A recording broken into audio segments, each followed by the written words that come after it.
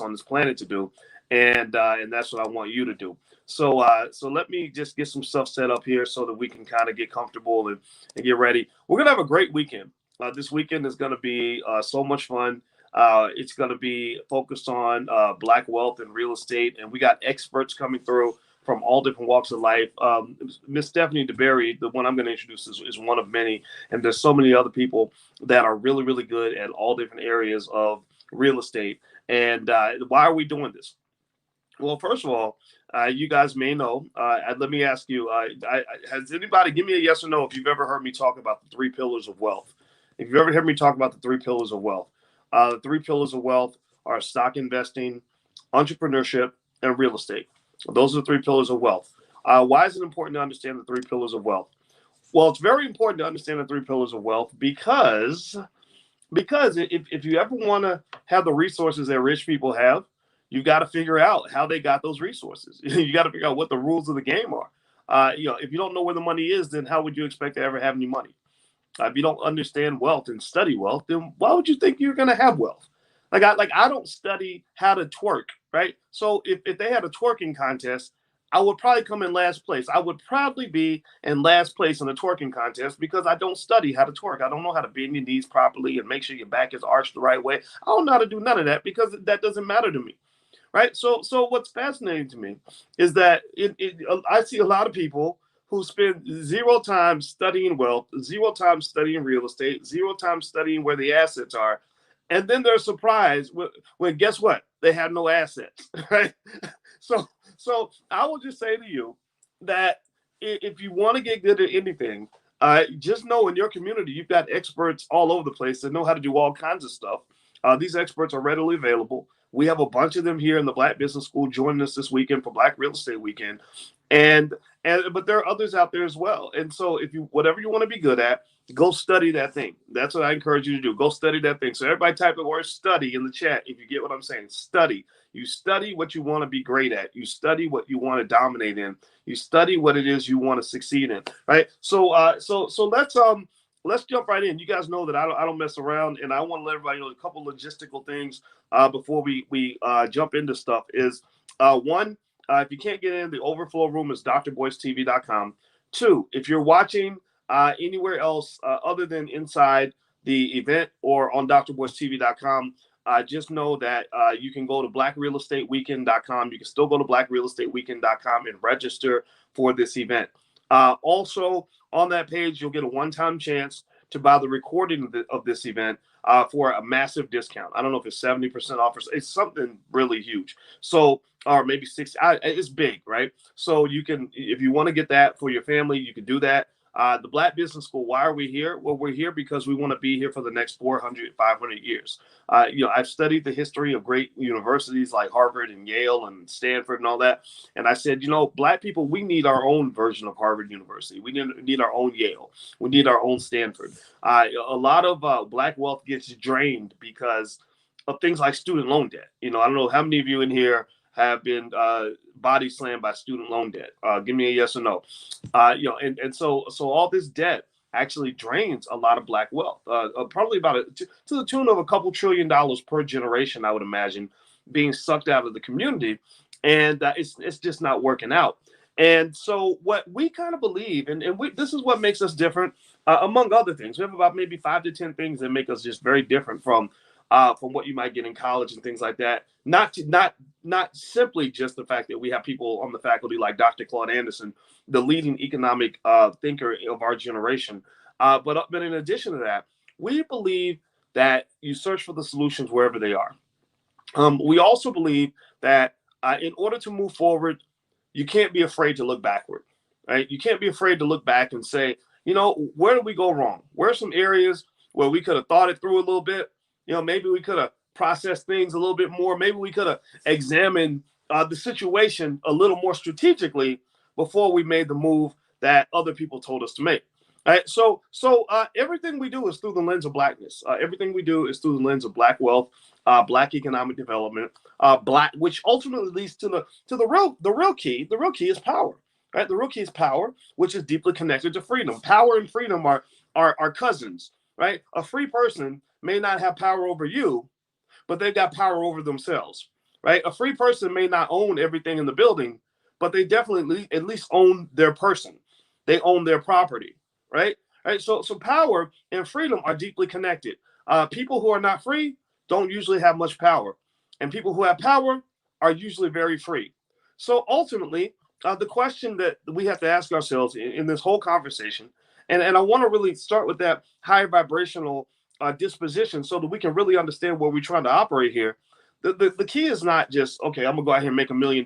If that's what you want to do, then God bless you. I hope you do it. The key is not, okay, I want to own 10 apartment buildings and whatever. That's great if that's what that's cool, but that's not really the final key. The key is not, just more vacations and driving a Lamborghini. Although those things are okay, the key is freedom. The key is power. The key is happiness. So yesterday I talked to a little cousin that I hadn't spoken to for years, and I saw him, and I hadn't talked. I actually maybe had one conversation with this kid in his whole life. Right, he was the son of a cousin of mine, and I literally had only had one conversation with him in my entire life. But when he Facebook messaged me, I said, "Oh, I know who you are. I know exactly who your daddy is because you look just like him." Right. So this cousin who looks just like his daddy, he called me on the phone, and we were talking just kind of man to man. And he's asking me these questions about success and what it means to be happy and successful in life and everything else. And I said, first of all, I have a lot of respect for you. For the first reason I have respect for you is you're 21 years old and you're asking me all the right questions about life, how to win in the game of life. I said that's really awesome. You have no idea. I said you have to be as old as I am to know how young you are and to realize how excited I am that you're 21 years old and you're trying to figure it out. You're asking questions, and I said because a lot of people, at that age, they just try to figure it out on their own. You're figuring things out that your parents could probably explain to you, or some older person could break down for you. But it's gonna take you 10 years to learn these hard lessons because you're doing it the slow way, you're doing it the hard way, right? That's how a lot of us end up learning, but that's not the most efficient way to learn. So I said, so I'm really proud of you for asking these questions at the age of 21. I said, number two, the other reason I'm very proud of you is because you're seeking the right thing. You're seeking. You're not just saying, how do I make more money or how do I become more powerful? You're seeking things like happiness and freedom. Remember, I told you, freedom, power, and happiness are all kind of connected. People who are free and powerful tend to be happier. Those who are powerful tend to be more free. Those who are free are happier because then you can pursue your happiness. I said, so what's wonderful is that you're figuring out what's going to make you happy. And I said, I can't answer that question for you. I don't know what's going to make you happy, and I'm not here to judge that. But I can tell you that as a black man in America, that the more power you have over your own life, then the more freedom you have in your life.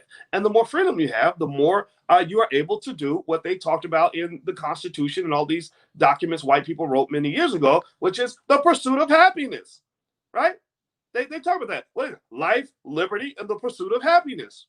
That means figuring out where your bliss is located and going and pursuing that. Well, here's the thing. You can't pursue something if you don't know what it is, how to identify it, or where it's located, right? Like, how can I pursue something when I can't even identify it when it's right in my face? Some of y'all get that maybe in relationships where you throw away bad relationships because happiness is like, I'm here. Happiness in the building, y'all. And you ignore it because you're seeking something else. You look right through happiness because you don't even know what it looks like. You haven't achieved the knowledge of self to even know what is gonna make you happy, or maybe you just either can't identify it or you don't know where it's located. Like, you don't know what to. If someone gives you $1,000,000, you wouldn't know exactly how to use that $1,000,000 to make yourself happy. Or maybe you don't have freedom, right? The freedom to actually pursue the happiness. So you say, gosh, I know what would make me happy. What would make me happy is a great relationship and a lot of money and a nice vacation and the better health or whatever. But you say, well, I can't do that because I got to go to work on Tuesday. Right. Or I would go pursue happiness, but I can't because I'm stuck in a bad relationship and I have all these other obligations to do all these things that mean nothing. I got my favorite white supremacist that I work for every day of the week, or whatever. I'm on the corporate plantation, whatever. Right. You can't pursue your happiness. Well, why? Well, because you don't have power. And it's the power over your own life. I'm not talking about having power over other people. I'm talking about just having power over your own life. which means that you don't have freedom, which means that you can't pursue happiness, even if you know what it looks like. So what is this whole weekend event about? This is not about just the X's and O's of real estate. Yeah, we can show you all of that. This is not just about making money. This is about you finding happiness and you finding your bliss, finding power, which leads to freedom, which leads to happiness. And let me tell you something about power, and it's particularly economic power. I know a couple things about that. I've been studying economic power for about 30 years now. Um, the thing about economic power is that it's heavily connected to real estate. Uh, if you look at the history of most wealthy people in this country, most wealthy families have a real estate portfolio. If you look back at the major power moves in America's quest to become the economically dominant force of the earth, it's deeply connected to real estate. It's not just connected to real estate and land ownership as a functional task for the achievement of power. It's also connected to real estate and land ownership as a core cultural value. Now we talked about happiness. Now we're talking about values, right? And when I consider and I think about how culture and values play a huge role in your wealth accumulation process, I ask myself, I listen very carefully when people talk, and I say to myself, I say, okay, what are your values? They always say, well, you can tell me what your values are, but if you show me where you put your resources and where you put your money and where you put your time, I can tell you what your values are. When I talk to and mentor young people, I literally ask them, I say, so what do you do with your day? Like, what do you do when you get up in the morning? What do you do with your time? You have 24 hours in your day, just like the rest of us do. So what do you do? Where do you invest your 24 hours? And when I listen to that, I say, okay, now that's telling me what your values are, what matters to you, what's important to you, right? So land ownership and the ownership of property in the accumulation of power, which leads to freedom, which can lead you to find your happiness. A lot of this comes down to culture and values. I'll give you an example. I have a friend who really wanted as a core cultural value. Her mama raised her to believe that owning property was literally the most important thing she could ever do in her life. Her mother told her that anybody that wants to have freedom should not be a renter. They should be an owner. They should own assets, own property. So she said, I want to own my own house and I want to own an apartment building. So she wanted to own an apartment building so bad that she said, I really like getting my hair done every 2 weeks, but it's super expensive and I could probably do it myself at home. And so she said, because owning property is really important, that's an essential task that I must complete. That's an essential skill I must have. That's an essential thing I must do. I'm going to actually do my own hair for as long as it takes for me to save up enough money for me to get that first down payment so that I can become a property owner over time. So that's what she did. Now I'm not telling ladies what to do with your hair. I don't even have hair, right? So I'm not qualified. I just want to make this clear. I am not qualified to tell you what to do with your hair. Alicia would smack me upside my bald ass head if she knew that I was telling women what to do with their hair or whether they should go to the hair salon. So this is not what we're doing here. This is not a man telling women what to do with their hair, but I'm just telling you a story about a Black woman that I respect and admire tremendously. So she spent about a year and a half doing her own hair. She still looked good. Everything was fine. She learned a few new tricks in the process, and she saved all that hair money instead of going down to that Korean, hair shop, because y'all know what it is in the hair industry. Right? That's another action plan we need as a community is we must retake that multi-billion-dollar hair care industry, right? But that's another conversation for another day. She goes and so instead of giving her money away to go get her hair done, she puts this money in an account and she saves it. And some of it she invests in stock and the stock value goes up. And after about a year and a half, she had enough money to make her first down payment. And she bought her first property. And she bought it in New York City, which is one of the toughest places in America to get property, right? If she had been in Alabama or Mississippi, she could have done it pretty quickly. But she's in New York City, which is a really tough place to buy your first property. It's doable, but it's tough, right? So she gets her first property. She buys the home. The home value in the time since she bought that house is probably tripled. almost, or something like that, or maybe gone up maybe 130% or something like that. So that was wealth she made on autopilot, and this is passive income. This is how rich people get richer. It's a myth to believe that the hardest working people are the ones who make the most money. That's simply not true. The people that make the most money are the people who figured out how to make money without actually working, and those are the people who own assets. So you want to give your children a little tip on being wealthy. Teach them to own assets, starting with real estate. So the value of the house shoots way up. Then she's able to take some of that equity from that house, and she then goes and says, my next step is I want to get some multifamily property. I want to own the building. I want to be the landlord. So she goes and she takes a big chunk of the equity and then goes and buys a multifamily property unit. And next thing you know, she's the landlord. She's getting the passive income every month. These white people don't even know they got a black woman as their landlord, by the way. She said that she had a property management company because she didn't want to explain to them. She didn't feel like taking the time to explain to them that black women own property too. She just had the property management company take care of everything. So when they finally find out after they paid her 5 years of rent that she's the landlord, they're usually quite surprised, right? Not that they're racist, but they're very surprised because they're not used to black women making those power plays. But now she's doing extremely well. She's probably a multimillionaire, and it's all because of where her core values were. Because remember, going back to the very beginning, she could have spent all that time going to the hair and the nail shop and investing in hair and nails. Instead, she invested in her power and her freedom and her happiness, and now she's got wealth. And she's able to pursue her happiness because of the power and the freedom that has been accumulated due to her economic choices. Now, do you understand what I'm saying here? Do you get what I'm saying? And give me a yes in the chat if you follow what I'm saying. I'm trying to help you understand that when we talk about wealth and economics, this is not just about X's and O's of the 401k versus the IRA versus the 403b versus the long-term portfolio asset allocation accumulation. No, man, this is about your happiness. This is about you figuring out within yourself what matters and how you can actually get to the point where you can live a relevant, meaningful life, right? Where you don't have to spend more time with your boss than you spend with your own kids. Just in case you didn't know, that's not normal. That it's not supposed to be that way, right? But maybe you think it's supposed to be that way because that's what somebody told you. But I'm just here, Uncle Boyce, Dr. Boyce is here to tell you that it ain't supposed to be like that.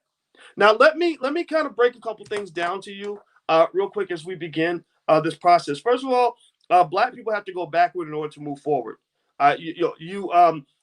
Just last night, I was doing a podcast on drboycetv.com about the Negro Leagues, and I saw that Major League Baseball has finally acknowledged the Negro Leagues as Major League Two. Like they finally have recognized that the Negro Leagues should be classified as the Major League. So they're going to include all the Negro League stats and the Major League stats and the records and everything else, finally recognizing great hitters like Satchel Paige and stuff like that, who literally could outswing Babe Ruth even on a bad day. But fine, whatever. Okay, so finally you're acknowledging greatness when greatness was already there. That really bothered me. I'm going to tell you the truth. I'm going to tell you why it bothered me a little bit. It bothered me because when I think about the Negro Leagues, I think about one of the most economically tragic events in all of American history. I think about the Negro Leagues and the celebration of Jackie Robinson to be the same way you think about the Pilgrims and celebrating Thanksgiving, right? You think of that Thanksgiving was good for you, but it wasn't good for me, right? Thanksgiving was good for the white people, but not so good for the Black and brown people, right? Thanksgiving,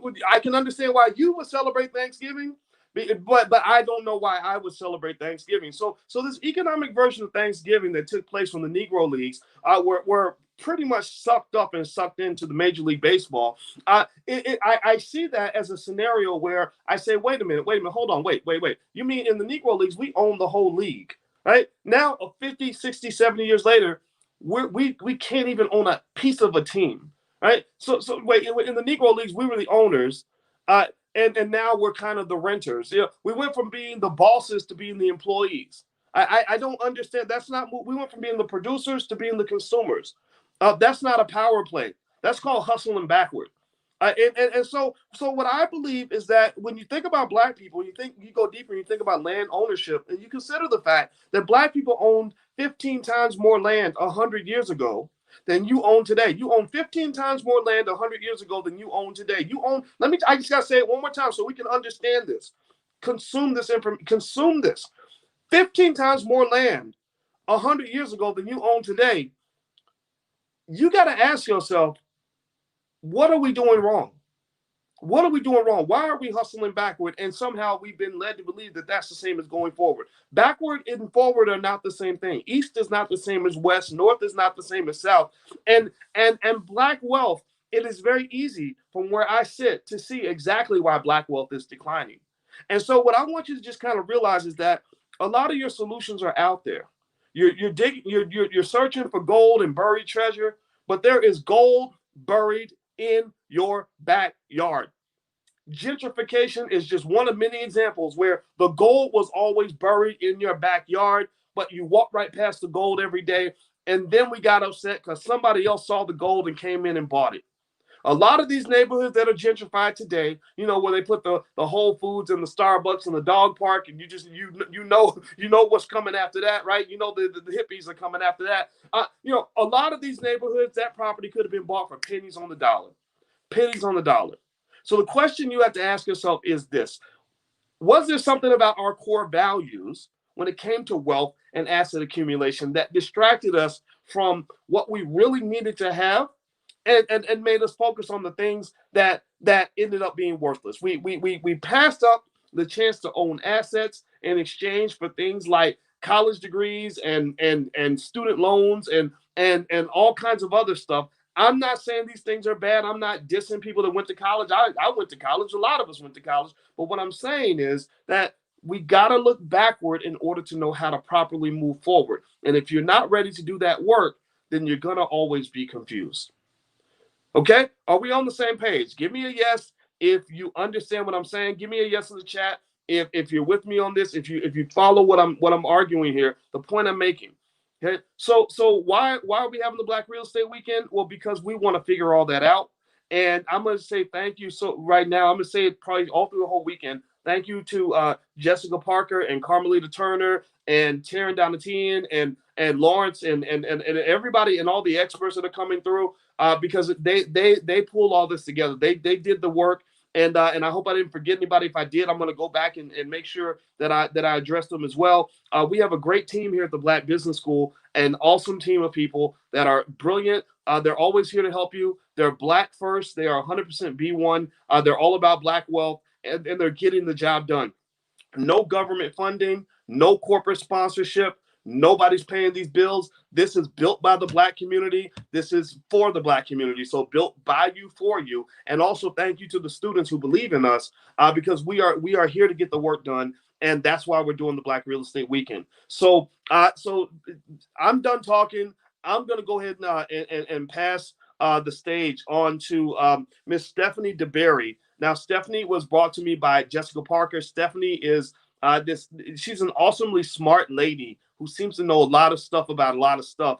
And she's a real estate expert and is one of the many people. We have a series of experts. Remember, if you want to go fast, go alone. If you want to go far, go together. So we're doing this together. I'm going to come in, but then there's so many great people that are coming through. And when you get done, you are going to be a different person. You are going to have a different skill set. You're going to be a ton smarter than you were when you got here. So those of you who are watching from the outside, just know that some of these streams will be shut down. The overflow room is drboystv.com in case you can't get in. But if you want to come in and actually join the chat, go to blackrealestateweekend.com. That's blackrealestateweekend.com. So let me ask my team, are we ready? Is Mr. Berry ready? Give me a yes or no in the chat if you guys, because I don't want to actually hit the wrong button or anything. And so let me know if Mr. Berry's ready, and I'll go ahead and pass the mic on. Okay, my brother's waving, so I think that means that she is ready. So she's not ready. Okay, he's doing this. I have no idea what he's saying. So hold on. Yeah, that's because I know people can hear me. Voice can't hear me. Oh yeah, you know what? I didn't have my mic. I turned my mic off. See, that was what happens when I get the Holy Ghost. I got the Holy Ghost. So my bad. Okay, so what should I have heard that I did not hear? Pass the control over to Terrence, please.